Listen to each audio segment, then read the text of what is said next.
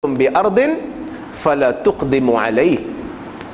Apabila kamu tahu taun tu telah menyerang bumi kamu ada dalam tempat tu, jangan keluar, lari, jangan lari, duduk situ, kena kuarantin lah. Nabi nak kawal wabak, jangan keluar. Bila mana kamu dapat tahu negeri yang kamu nak pergi terkena taun, jangan pergi, jangan masuk. Umar pakai pandangan Abdul Rahman, kerana Abdul Rahman meriwayatkan hadis daripada Nabi. Dan sahabat sebesar Umar ada juga hadis yang dia tak pernah dengar, apatah lagi ulama yang datang selepas daripada Umar. Abu Bakar dalam bab miras, nenek datang jumpa dia kata, cucu aku meninggal, berapa bahagian aku? Abu Bakar kata, aku tak ada, lam ajid laki fi kitabillah syai'a, aku tak dapati dalam kitab, dalam Al-Quran ada sebut tentang bahagian nenek, wala fi sunnati Rasulillah, dan aku tak pernah dengar ada sunnah dalam bab ni. Sehingga seorang sahabat Mughirah bin Syu'bah bagi tahu, Nabi bagi 1/6. Aku pernah tengok Nabi bagi 1/6. Abu Bakar minta saksi. Muhammad bin Maslamah bangun, dia kata, aku juga menyaksikan perkara ini. Sahabat sebesar Abu Bakar pun ada hadis yang dia tak pernah dengar.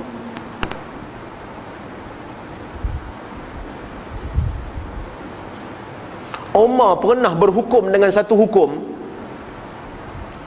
bab diat. Dia bagi satu hukum pada satu orang berdasarkan ijtihad dia, kerana ada satu hadis tak sampai kat dia. Lepas pada tu sampai hadis, dia berhukum sama macam hadis tu. Sahabat tanya, ni macam tak konsisten je ni, dulu kes yang sama hang bagi yang lain, yang ni bagi yang lain. Umar kata yang lepas, yang ni lepas sampai hadis.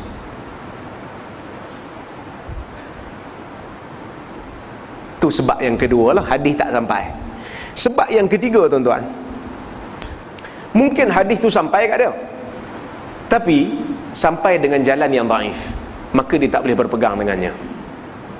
Terutamanya Abu Hanifah cukup ketat nak terima hadis-hadis ahad ni, sebab dia hidup di Iraq, yang mana Iraq ni penuh dengan Syiah. Maka kadang-kadang zaman Abu Hanifah hadis telah ditulis, tapi penulisan hadis tidak sehebat kurun ke-3 Hijrah, zaman Imam Bukhari, zaman Imam Muslim ni. Zaman tu hadis ditulis, tapi periwayatan masih berlaku.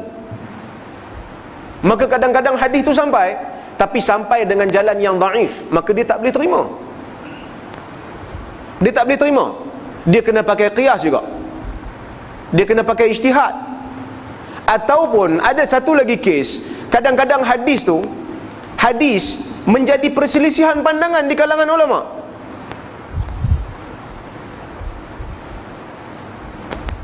Sebab apa beza pendapat? Kadang-kadang ada seorang perawi, ulama hadis lain kata dia siqah, dia dipercayai, dia bagus. Tapi ada ulama lain kata, tak, dia tak bagus, aku kenal dia orang kampung aku. Seperti Muhammad bin Humaid Ar-Razi. Ada ulama kata dia okey, tapi orang rai satu kampung dengan dia kata dia ni masalah. Yalah, orang luar tengok kan, sekali-sekala nampak pergi haji, bagus nampak, tapi orang kampung dia kata jangan percaya, hang tak tahu lagi masalah dia ni. Macam tu lah lebih kurang. Maka perbezaan hadis kerana perbezaan perawi, perbezaan status hadis di sisi para ulama kerana perbezaan hadis. Saya bagi contoh lagi yang lebih praktikal lah. Tentang biasa dengar hadis la nikaha illa biwali, nikah tak sah melainkan dengan wali. Tentang buka Ilal Daraqutni, Imam Daraqutni kritik hadis ni. Dia kata hadis ni tak sahih kerana berlaku percanggahan dalam riwayat hadis ni. Kerana madar hadis ni berpusat pada seorang perawi nama dia Abu Ishaq As-Sabi'i. Tuan-tuan kalau tak faham, tuan-tuan tanya takut saya cerita tuan-tuan kata benda ustaz ni merepek. Seorang perawi nama dia Abu Ishaq As-Sabi'i, yang mana Abu Ishaq ni masa riwayat hadis ni, dia riwayat dengan dua cara. anak murid dia riwayat dengan dua jalan. Satu jalan mausul, sebut nama sahabat, sebut nama Nabi. Maka kalau ikut jalan ni sahih lah. Siapa yang riwayat dengan cara macam ni? Cucu dia yang bernama Yunus. Ada lagi dua orang anak murid dia, dua orang anak murid Abu Ishaq yang lebih hebat daripada cucu dia. Siapa dia? Sufyan Ats-Tsauri dan Syu'bah. Dua-dua perawi ni kal jabal, kukuh ingatan dia tu seperti bukit, seperti gunung, hebat. Mereka berdua meriwayatkan hadis ni daripada Abu Ishaq, tak sebut nama sahabat. Kalau ikut jalan ni, maka hadis tu jadi dhaif kerana mursal, nama sahabat gugur. Hadis sahih mesti sanad bersambung. Tiba-tiba dia riwayat tak sebut nama sahabat. Tak tahu adakah tabi'in tu ambil daripada sahabat ataupun tabi'in yang lain. Kalau ambil daripada sahabat, clear, sebab sahabat adil. Tapi kalau disebut tabi'in, jadi problem lah, takut sebab tabi'in bukan semua adil, bukan semua okey, ada yang dhaif. Maka Daraqutni dia kata yang betulnya riwayat yang dhaif tu. Imam Tirmizi dalam kitab dia Al-Ilalul Kabir, dia tanya Imam Bukhari,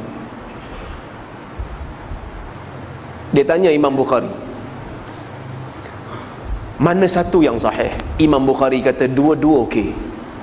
Kerana Abu Ishaq As-Sabi'i baca hadis ni dua kali. Kali pertama dia baca dengan cara yang penuh, sebut sanad sampai habis. Yunus dengar, cucu dia dengar, maka cucu dia tulis. Kali kedua dia baca, dia malas nak bagi hadis tu penuh, sebab dia kata dulu aku baca dah, maka aku baca sekerat cukup lah. Sebab kita bukan nak bincang sanad, kita nak bincang matan dia tau. Maka masa tu Syu'bah dengan Tsauri dengar, Syu'bah dan Tsauri tulis. Maka berlaku perbezaan, sedangkan dibaca dua kali. Imam Bukhari kata dua-dua okey, hadis ni sahih. Tuan-tuan nampak sebab perbezaan? Bukhari dapat tahu dibaca dua kali, Daraqutni tak sampai benda tu kat dia. Maka perbezaan berlaku menghukum hadis. Kadang-kadang perbezaan tu juga bukan pada percanggahan dalam sanad. Kadang-kadang sanad tu okey, tapi ulama beza pendapat. Perawi ni pernah dengar tak dengan perawi ni? Dia syarat hadis sahih ni mesti dengar direct, tak boleh ada perantara yang tak dikenali. Besok orang tanya kita buat berita kan, orang tanya kita, siapa bagi tahu hang benda ni? Adalah orang bagi tahu. Orang tu siapa? Aku nak tengok. Kita bagi tahu satu orang kaki bohong, memang hadis dhaif lah, palsu lah, sebab dia tu kaki bohong. Maka ulama hadis dia syaratkan mesti satu orang dengar daripada tok guru yang sebenar. Dia dengar betul, bukan dengar dengan perantara. Sebab tu ulama beza pendapat. Hasan Al-Basri pernah dengar tak daripada Abu Hurairah? Majoriti ulama kata tak pernah dengar. Maka kalau Hasan Basri riwayat daripada Abu Hurairah, maka sanad dikira terputus. Ada ulama kata dia pernah dengar. Berbeza pendapat. Maka sebab itu berbeza pandangan dalam hadis. Bila berbeza pandangan dalam hadis, maka dia akan membawa perbezaan dalam fiqh. Sebab hadis ada fiqh dia. Satu orang kata hadis sahih, maka dia pakai hadis tu. Yang kata hadis tu tak sahih, dia tak pakai. Boleh tuan-tuan? Tu sebab nombor apa? Lepas ni nak buat periksa ni, nak tanya seorang-seorang. Bukan senang nak dapat ni.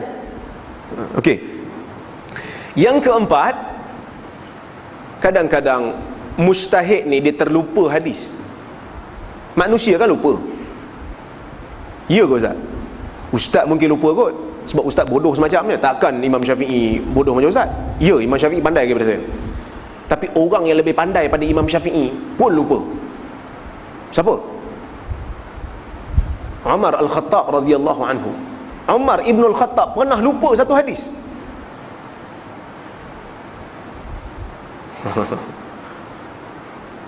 Tuan-tuan pergi semak hadis riwayat Ammar Ibn Yasir, yang mana Umar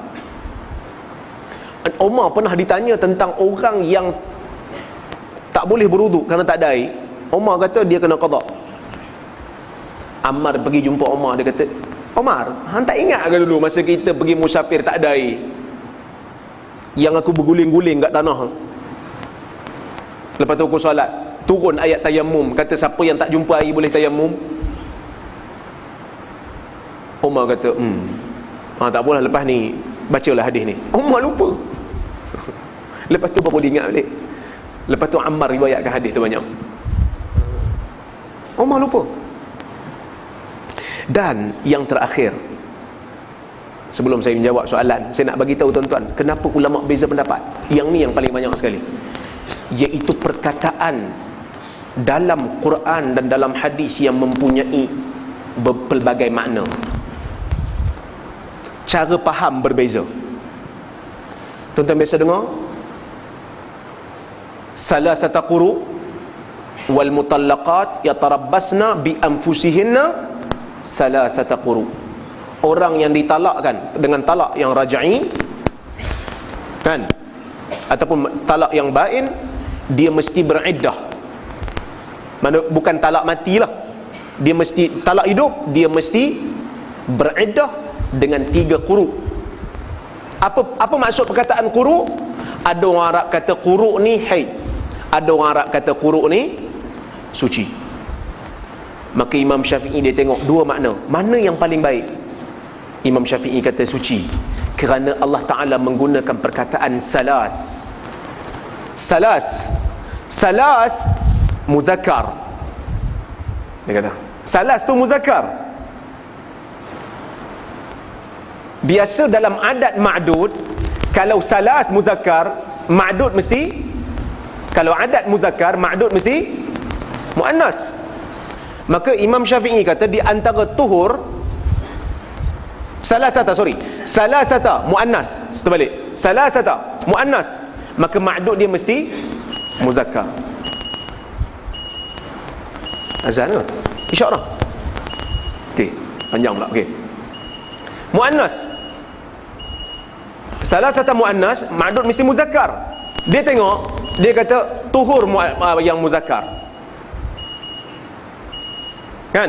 Maka dia kata salasata, ma'dud dia mesti muzakkar. Muzakkar adalah tuhur, bukan haidat, kerana haidat muannas. Kalau haidat mesti salasa, bukan salasata.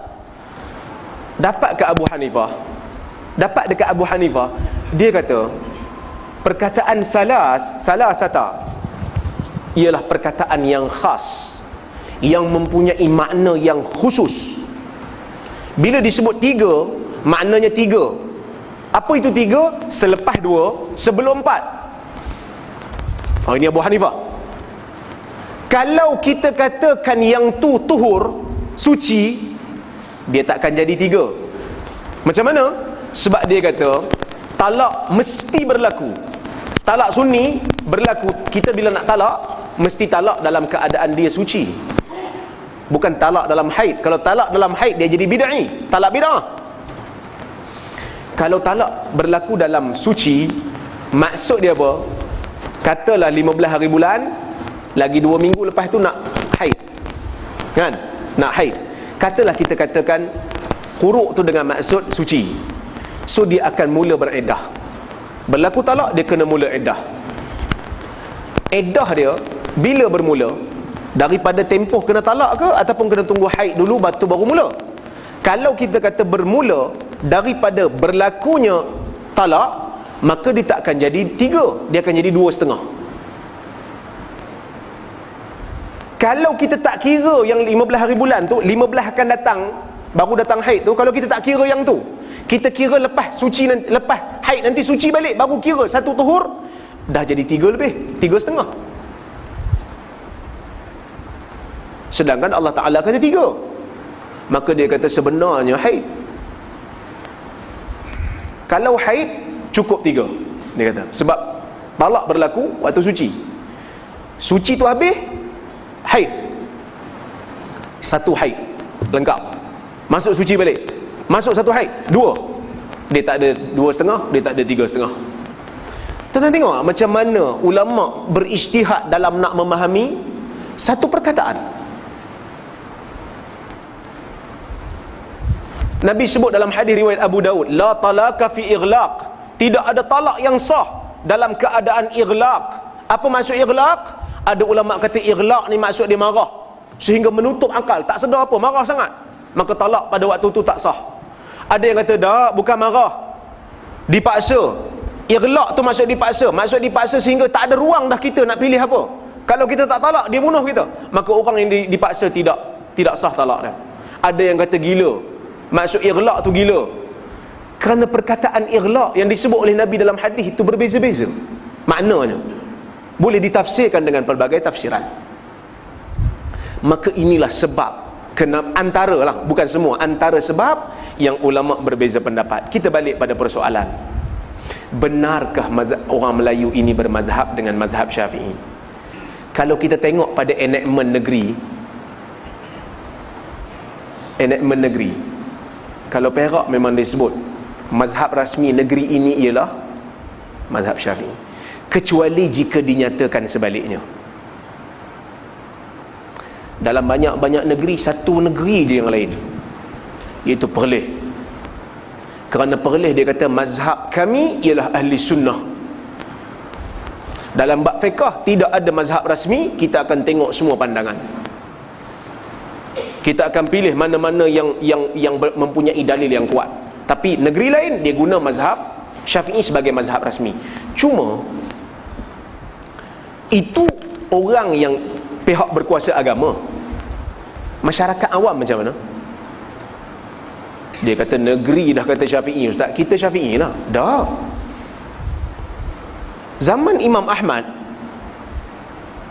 khalifah dia jadikan mazhab rasmi apa? Mu'tazilah. Imam Ahmad tak jadi Mu'tazilah. Mana-mana undang-undang, enactment yang dibuat dalam negeri ni, yang mana ada kaitan dengan enactment, tuan-tuan kena ikut enactment. Kalau diambil Syafi'i, tuan-tuan Syafi'i lah. Tapi yang tidak di-enactmentkan, ataupun mana-mana majlis fatwa dah buat dengan fatwa yang berbeza, maka tuan-tuan bukan Syafi'i. Dan saya nak bagi tahu satu benda lah pada tuan-tuan. Sebenarnya orang awam ni maksud apa? Orang yang tak belajar, yang tak belajar usul mazhab, yang tak belajar fiqh secara mendalam, dia ni tak ada mazhab. Dia ni tak ada mazhab. Mazhab dia apa? Mazhab dia ialah mazhab orang yang memberi fatwa pada dia. Bila sebut orang yang bagi fatwa, bukan maksud mufti saja. Mufti rasmi ni zaman Nabi tak ada.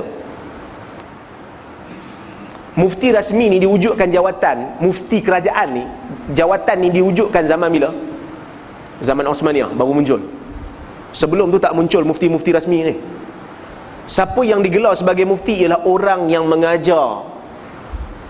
Tuan-tuan mengaji kat masjid ni, ada baca kitab, ada ustaz mengajar. Ustaz tu mufti, tuan-tuan. Tuan-tuan ada masalah, telefon ustaz. Ustaz, apa hukum ustaz? Ustaz tu bagi fatwa. Itu mufti, tuan-tuan. Orang awam yang tidak ada kemahiran dalam ilmu-ilmu agama ni, mazhab dia adalah mazhab orang yang beri fatwa pada dia. Kalau ustaz tu Hanbali, maka Hanbali lah dia. Ustaz pandai-pandai, siapa yang sebut pada ustaz? Tuan-tuan relax dulu. Saya baca nukilan daripada Syekh Wahbah Az-Zuhaili dalam kitab dia Al-Fiqh Al-Islami wa Adillatuh. Baru meninggal, rahimahullah rahmatan wasi'ah. Dia sebut dalam kitab dia Al-Fiqh Al-Islami wa Adillatuh, jilid 1 muka surat 107. Dia kata apa? Innal 'ami la madhhabalah walau tamadhhaba bihi wa madhhabuhu fi kulli qadiyatin huwa madhhabu man aftahu biha. Orang awam tidak ada mazhab walaupun dia kata dia bermazhab, kerana mazhab dia adalah mazhab orang yang beri fatwa dalam setiap masalah bagi dia. Dia bincang benda ni dalam masalah talfiq. Tukar-tukar mazhab ni boleh ke tak? Dia kata boleh, dengan syarat lah, dengan syarat. Tapi dia kata boleh, kerana dia kata orang awam bukan ada mazhab. Mazhab ustaz dia lah. Ustaz, benda ni boleh tak? Boleh. Dia tak pernah tanya dalil dia apa ustaz. Tolong bincang mazhab apa yang ustaz pakai ni, usul apa. Tak ada. Ustaz pun terkejut. Sejak bila pandai pada aku ni? Ustaz pun terkejut. Dia kata, Wahab Zuhaili baru Ustaz, kita nak ulama yang lama. Saya baca ulama yang lama sikit. Ulama kurun ke-8, Ibnul Qayyim Al-Jauziyah. Ibnu Qayyim Al-Jauziyah sebut dalam kitab dia A'lamul Muwaqqi'in, dia kata apa?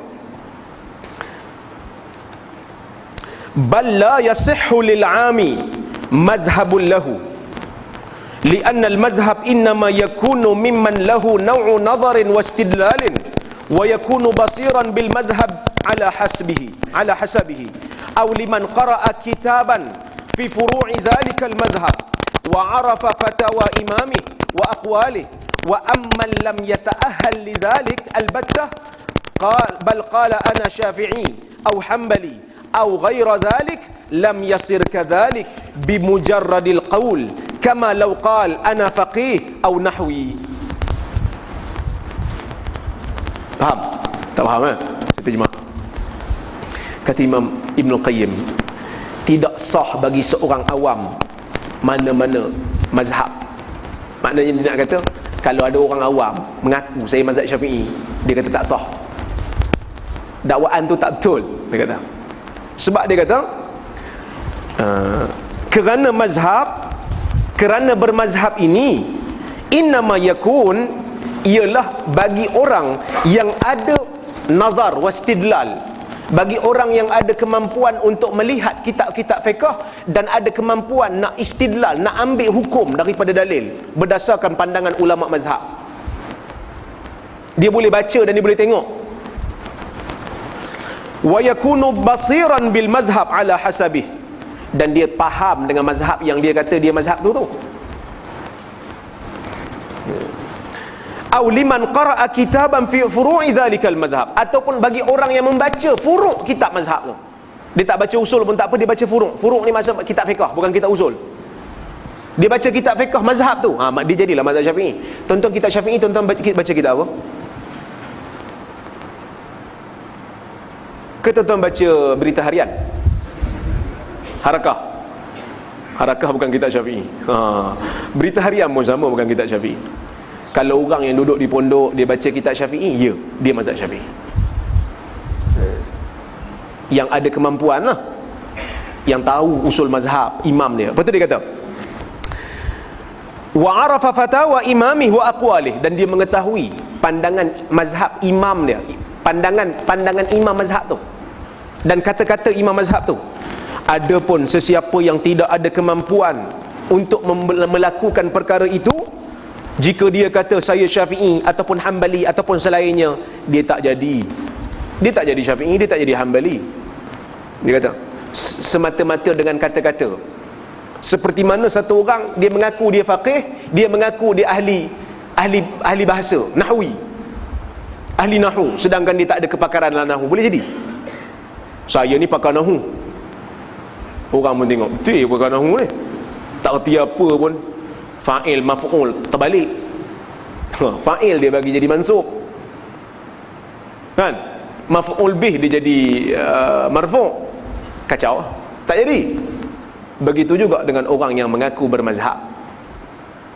Saya mazhab Syafi'i, betul ke? Kita tengok. Kalau ada orang claim lah, dia kata dia mazhab Syafi'i, betul-betul Syafi'i, selain pada Syafi'i tak boleh. Saya sebut ni bukan saya nak hina mazhab Syafi'i. Dalam banyak keadaan saya juga berpegang dengan mazhab Syafi'i, terutama dalam ibadat. Tuan-tuan juga sama. Sebab itu tuan-tuan kalau sembahyang subuh, tuan-tuan kunut, kalau tuan-tuan mazhab Syafi'i, saya tak nafi yang tu. Tapi saya nak bagi tahu, orang awam ni tidak semesti bermazhab Syafi'i dalam semua masalah. Tak. Saya nak bagi bukti supaya tuan-tuan bila tengok satu orang bermazhab dengan mazhab Hanbali, jangan kata dia sesat, jangan kata dia pelik, kerana tuan-tuan pun tidak pure mana Syafi'inya. Faham ke perkataan pure? Orang Perak dia panggil pure. Dalam bahasa Kelantan apa? Tak begitu sengoti, tak begitu sengoti Syafi'inya tu. Apa makna, apa buktinya? Saya bagi dah bukti masa dekat Lundang kemarin. Tuan-tuan tengok. Yang pertama, ijab kabul. Masa jual beli, ijab kabul. Tuan-tuan beli barang, tuan-tuan sebut tak saya beli, saya jual? Siapa sebut angkat tangan? Beli barang kat Tesco.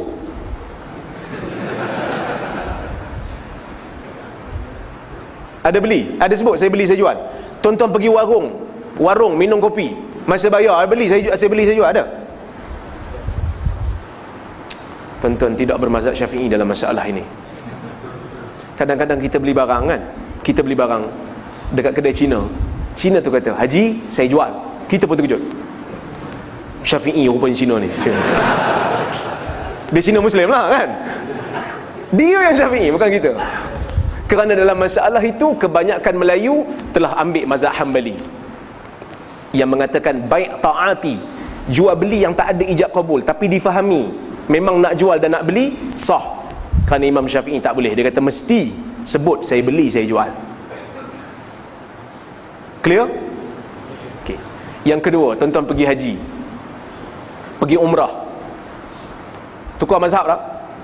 Dalam bab batal wudu, tukar mazhab kerana nak memudahkan, tukar mazhab.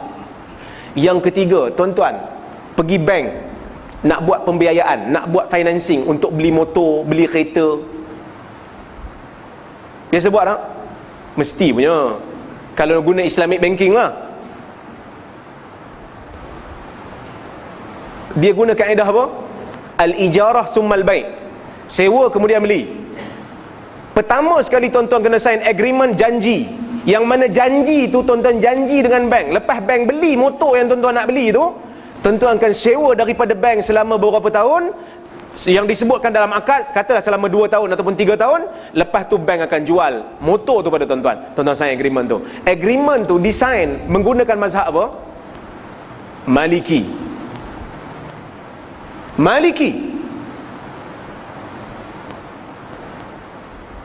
Kita tak peduli, sign aja. Sebab tuan-tuan kata ini dah kira halal lah ni sebab bank Islam. Siapa yang bagi fatwa kata benda ni halal? Majlis Penasihat Syariah. Dalam isu tu jadi mufti tuan-tuan. Kalau ikut mazhab Syafi'i, janji tu tak boleh nak ambil tindakan undang-undang. Kalau tuan-tuan tak nak beli pun tak apa. Tuan-tuan tak nak beli, buat janji, bank dah beli motor tu. Dia kata, saya tak jadi belilah, saya ubah pandangan, saya tengok motor lain lagi cantik. Bank dah beli dah motor tu. Kalau ikut mazhab Syafi'i dan mazhab-mazhab yang lain juga, dia kata tak wajib, tidak boleh kerajaan ambil undang-undang, kerana janji ni wajib ditunaikan secara agama, bukan secara undang-undang. Cuma mazhab Maliki je kata boleh. Kerana mazhab Maliki kata kalau siapa berjanji dan ikat janji dengan satu benda, tiba-tiba orang yang dijanjikan dah masuk dalam janji itu, kalau orang yang berjanji dia tak tunaikan janji, orang yang dijanjikan kena mudarat, maka wajib kerajaan paksa orang yang berjanji itu untuk tunaikan janji dia. Maka dalam masalah ni kerajaan Malaysia mengambil pandangan Maliki. Jadi tuan-tuan dalam masalah ni pergi kepada Maliki. 3. Nombor 4, tuan-tuan biasa tak pergi tempah seluar, bayar cengkeram, bayar advance. Saya nak tempah seluar ni, nak tempah baju Melayu raya kan, tempah berapa ni? 150. Bayar 50 dulu boleh? Dia kata boleh. Kita pun bayar 50 dulu. Tuan-tuan ikut mazhab Syafi'i sah ke tak sah? Saya pun tak tahu Ustaz, tapi tak kira lah saya Syafi'i juga, walaupun saya tak tahu. Tak sah tuan-tuan. Kerana mazhab Syafi'i dia kata salam ini mesti berlaku, jual beli tempahan ni mesti berlaku bila barang tak dapat, ya benda tempah mesti bayar terus. Kalau tak dia jadi baik kalik bil kalik, jual hutang dengan hutang. Maksud apa hutang dengan hutang? Kita hutang, orang tu hutang dengan kita barang, kita pula tak bayar terus, pun kita hutang dengan dia. Tak boleh. Jual beli mesti, kata mazhab Syafi'i, jual beli mesti ada kesan, sama ada bayar semua ataupun terima barang bayar tangguh. Yang kata boleh ni mazhab apa? Hanafi, yang membenarkan istisna. Dia kata tak bayar langsung pun tak apa, bayar sebahagian pun tak apa. Kerana istisna ni satu pendapat dalam mazhab Hanafi. Dia kata bukan jual beli lagi, baru janji nak beli. Sebab tu boleh bayar RM50.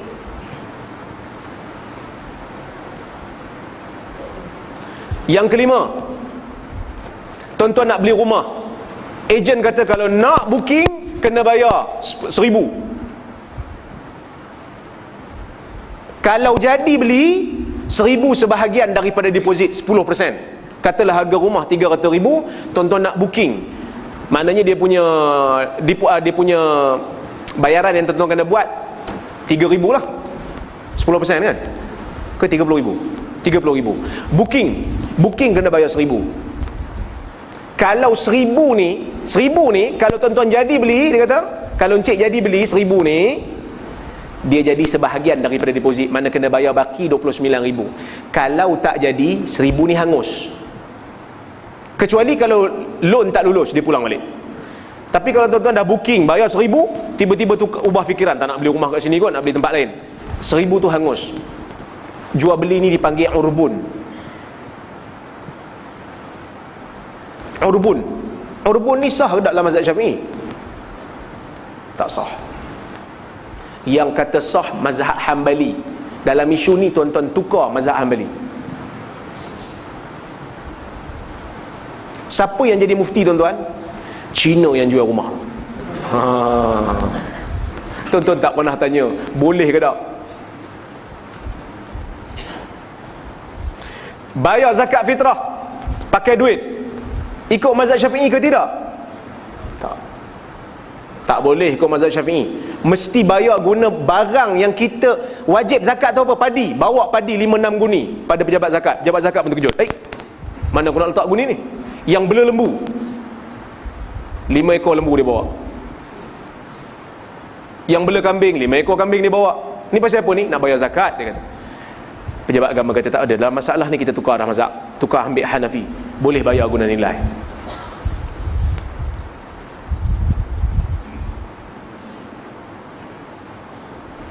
Itu pandangan-pandangan mazhab lain yang kita ambil. Dan paling penting sekali, yang orang Melayu pertahan sungguh, sedekah Quran, bacaan Quran sedekah bagi pada si mati, itu ikut Hambali.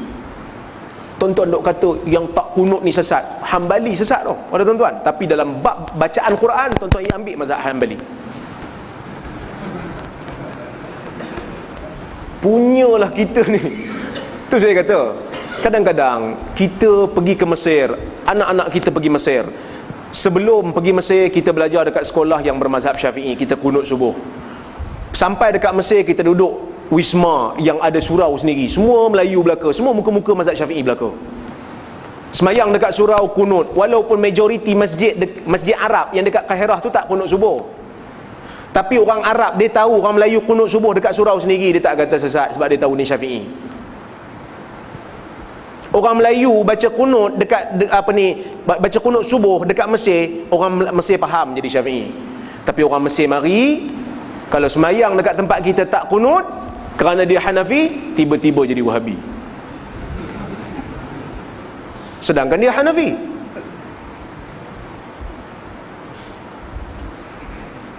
Nampak tuan-tuan? Jadi benda-benda ni lah yang saya nak sebut, kita janganlah ta'assub dengan mazhab. Kerana dalam Islam ini, dalam ahli sunnah ini, mazhab yang kekal ialah 4. Ada Hanafi, ada Maliki, ada Syafi'i dan ada Hambali. Maka kalau orang yang balik daripada Madinah, biasanya kecenderungan dia kepada Hambali itu lebih, kerana guru-guru dia memang guru Hambali. Orang yang balik daripada Pakistan, kadang-kadang kecenderungan dia pada Hanafi itu lebih, kerana guru-guru dia mazhab Hanafi. Orang yang belajar di pondok memanglah kecenderungan pada Syafi'i lebih, kerana dia belajar kitab Syafi'i. Maka kita melihat perbezaan mazhab adalah sesuatu yang perlu diraikan. Hambali dengan Hambalinya, Syafi'i dengan Syafi'inya, Hanafi dengan Hanafinya, Maliki dengan Malikinya. Tak perlulah kita bergaduh banyak. Siapa yang tak sesuai dengan Hambali, tuan-tuan jangan hadir kelas dia, tuan-tuan pergi cari kelas mazhab Syafi'i. Tak usahlah minta dia berhenti mengajar, kerana itu juga mazhab yang diiktiraf dalam Islam. Kesianlah kat dia, dia pergi belajar dekat Madinah mazhab Hambali, balik tak boleh mengajar. Yang kita belajar kat sini mazhab Syafi'i boleh mengajar secara bebas.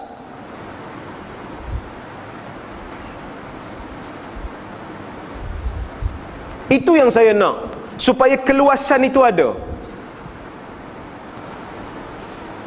Kerana saya sebut tadi, dalam hadis ada ruang-ruang yang boleh kita berbeza. Jadi saya buka soal jawab kalau ada. Kritikan, komentar tuan-tuan kalau ada. Sekadar yang saya mampu saya jawab. Tuan-tuan jangan tanya susah, saya tak jawab.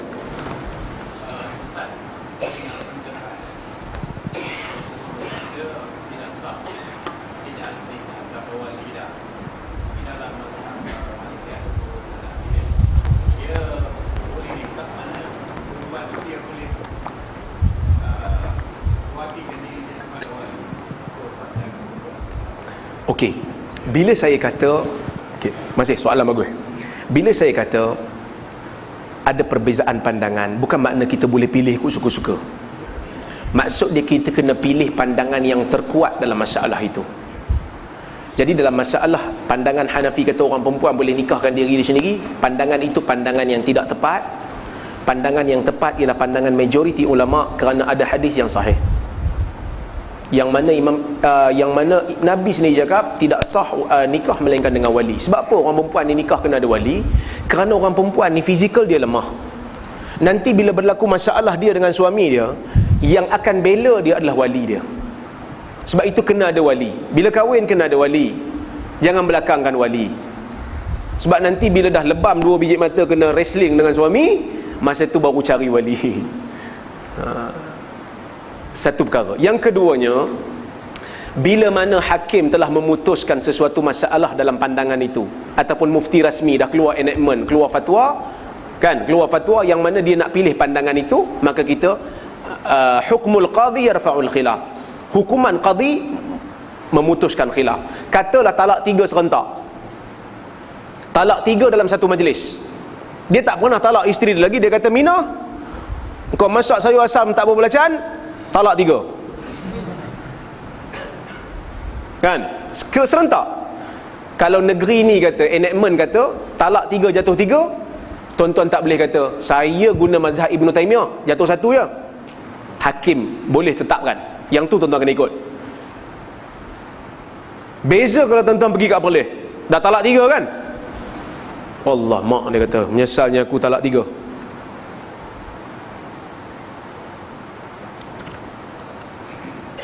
Menyesalnya aku talak 3 kan? Maka dia nak bercara kat Perlis. Dia bawa isteri dia, dia duduk kat Perlis kejap. Lepas tu dia pergi mahkamah Perlis. Perlis kata jatuh 1. Isteri tak, saya tak nak, 3-3 lah. Tak boleh. Hakim kata 1, awak kena kembali pada saya. Walaupun muka saya tak handsome, kena kembali. Sebab kita dah berbicara di mahkamah Perlis. Sebab mungkin isteri tak tahulah kan, Perlis dia pegang mazhab yang kata talak 3 serentak jatuh tu. Ya, sama Kelantan oh bagus kan Kelantan kan. Jadi tak adalah Cina-Cina buta ni. Melayu punya kerja, Cina dapat nama.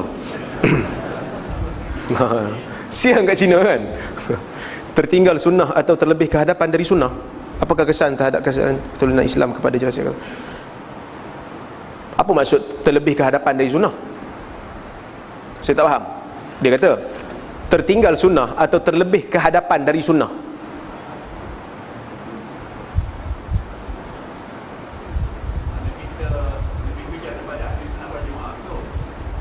Lebih bijak. Lebih bijak kok mana? Apa maksudnya? Tak faham. Kalau maksud terlebih tu maksud dia Nabi buat satu benda, dia buat yang lebih baik, dia kata dia nak buat lebih baik, yang tu tak perlulah. Itu hulu lah. Kan ada sahabat, dia jumpa Nabi, ada seorang dia kata dia tak mau tidur malam, dia nak qiyamul lail. Ada yang kata tak mau kahwin, ada yang kata nak puasa hari-hari, tak nak buka langsung. Nabi larang. Nabi kata faman raghiba an sunnati falaysa minni. Siapa yang benci sunnah aku, maka dia bukan daripada golongan aku. Kadang-kadang kita rasa bila tuan-tuan hadis kata macam ni, iyalah kita nak buat lebih baik. Lebih baik pada siapa? Adakah orang yang lebih baik daripada Nabi? Tak ada tuan-tuan. Sebab itu Imam Malik kata mani betada'a bid'atan fil Islam fayaraha hasanah faqad i'taqada anna Rasulullah sallallahu alaihi wasallam qad khana ar-risalah atau kama qala Malik. Imam Malik kata lebih kurang macam itulah. Sesiapa yang mereka satu ibadat, Dia reka dalam Islam ni satu bid'ah yang tak ada asal, bid'ah dhalalah. Lepas tu dia rasa benda tu bagus, baik ni. Maka dia seolah-olah telah mempercayai Nabi Muhammad telah mengkhianati risalah. Seolah-olah dia rasa Nabi Muhammad tak cukup sampaikan. Ada benda yang Nabi simpan, tak habis. Dia meninggal sebelum kerja Nabi dia habis. Ini bukan jalan-jalan punya kes. Boleh tuan? Ada lagi soalan?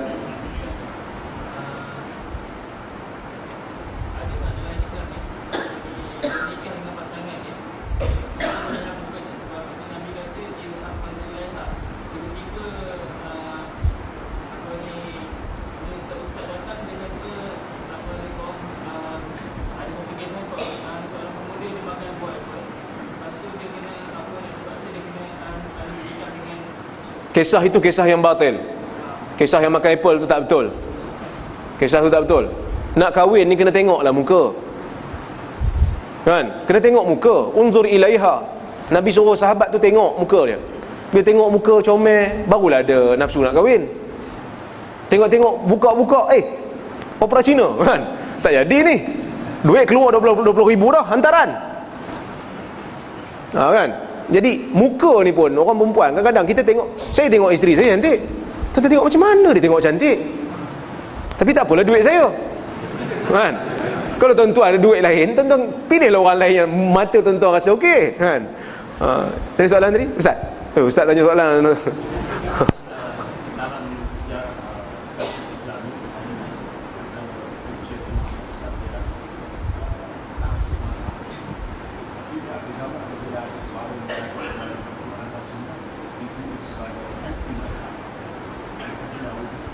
Okey, soalan bagus. Tuan-tuan, bila kita kata kita tidak taksub kepada mazhab, kita melihat mazhab-mazhab ini sebagai satu khazanah Islam, bukan bermakna kita anti mazhab. Kita anti taksub mazhab. Imam Nawawi yang merupakan tonggak kepada mazhab Syafi'i, dia tonggak, mujtahid mazhab. Dia tulis kitab Raudatul Talibin, kumpul balik pandangan-pandangan mazhab Syafi'i. Dia tulis Al-Majmu', menyatakan pandangan-pandangan mazhab Syafi'i. Tapi dalam beberapa bab, tuan-tuan, dia sendiri keluar daripada mazhab Syafi'i bila mana dia melihat pandangan lain lebih kuat dalilnya. Ta'assub tidak pernah dikenali oleh orang-orang alim dalam kalangan mazhab-mazhab ni. Kerana ta'assub, keta'assuban ini menjadikan orang jadi bodoh, tak mau tengok yang lain, satu je. Sebab itu ulama-ulama hadis, tuan-tuan, bahkan ulama fiqh di peringkat awal, Imam Syafi'i, berapa guru dia? Dia belajar dengan Imam Malik, dia belajar dengan Muhammad bin Hasan Al-Syaibani, dia belajar dengan ramai lagi. Sufyan bin Uyainah pun antara senarai yang dia pernah dengar, Imam Syafi'i pernah dengar. Imam Ahmad, berapa ramai orang guru dia? Ibnu Hibban kata, aku mendengar, aku kumpulkan dalam Sahih Ibnu Hibban ni, aku kumpulkan daripada 2,000 orang guru yang aku pernah dengar. 2,000. Kita guru kita berapa? 2,000 dia dengar dengan pelbagai masalah, pelbagai mazhab. Maka ada keluasan, dia boleh pilih, tengok mana yang dia rasa dalilnya lebih kuat, dia boleh pilih. Kalau kita hanya belajar dengan seorang je, memanglah kita rasa seorang tu yang betul. Ni masalah, tuan-tuan. Bila kita belajar dengan seorang aja, orang lain pun belajar dengan seorang aja, dia membanding-banding guru. Guru kau tak hebat, guru aku hebat. Guru kau tak hebat, guru kau dulu belajar dengan guru aku. Tuan-tuan, biasa tak kes ni? Guru kau dulu belajar dengan guru aku. Apa dia kes? Kita kata belajar bukan makna dia hina. Bukankah Imam Ahmad belajar dengan Imam Syafi'i? Tapi dalam masa yang sama, Imam Syafi'i belajar dengan Imam Ahmad, kan? Bukan bermakna Imam Syafi'i tak hebat, bukan bermakna Imam Ahmad tak hebat. Adalah bidang-bidang yang dia kena belajar daripada orang lain, manusia. Ni kita nak banding, konon yang guru kita paling hebat. Come on lah, orang lain pun ada guru juga. Jadi nasihat saya, kita perbanyakkan guru supaya kita dapat keluasan. Tak adalah bila tengok orang buat mazhab lain terus kata sesat, terus kata terkeluar, menyeleweng daripada ahli sunnah. Dia ingat ahli sunnah ni pandangan dia seorang. Takkan Imam Abu Hanifah bukan ahli sunnah? Takkan Imam Ahmad bin Hanbal bukan ahli sunnah? Saya sebut ni bukan marah, nasihat kan? Bukan marah. Jadi tuan-tuan, cukup sekadar dulu untuk malam ni kot. Sebab dah pukul 9 ni saya nak kena bergegah ke airport.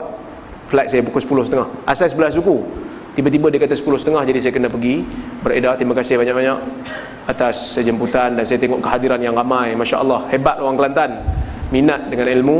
Sebab tajuk ni pun tajuk yang agak kontroversi kan. Benarkah kita Syafi'i? Jadi balik ni masing-masing semua kata, saya selama ni ingat saya Syafi'i sungguh kan. Rupanya tidak begitu pure Syafi'i saya, keruh juga kan. Tapi tak salah. Saya bukan suruh tukar pandangan tu, kerana mufti kita buat macam tu supaya kita ada keluasan, kita ada kemudahan untuk melihat. Ustaz-ustaz kita lah, kalau tuan-tuan tak ada kemampuan, ustaz-ustaz kita ni ada kemampuan. Macam Ustaz Badrul mengajar di sini, kadang-kadang dia bagi pandangan yang tuan-tuan tak pernah dengar, tapi tuan-tuan percayalah kat dia. Tak setuju pun tak apa, tapi jangan berhentikan dia daripada berkuliah. Sayang tuan-tuan. Ini kok promosi sikit lah kan. Sayanglah.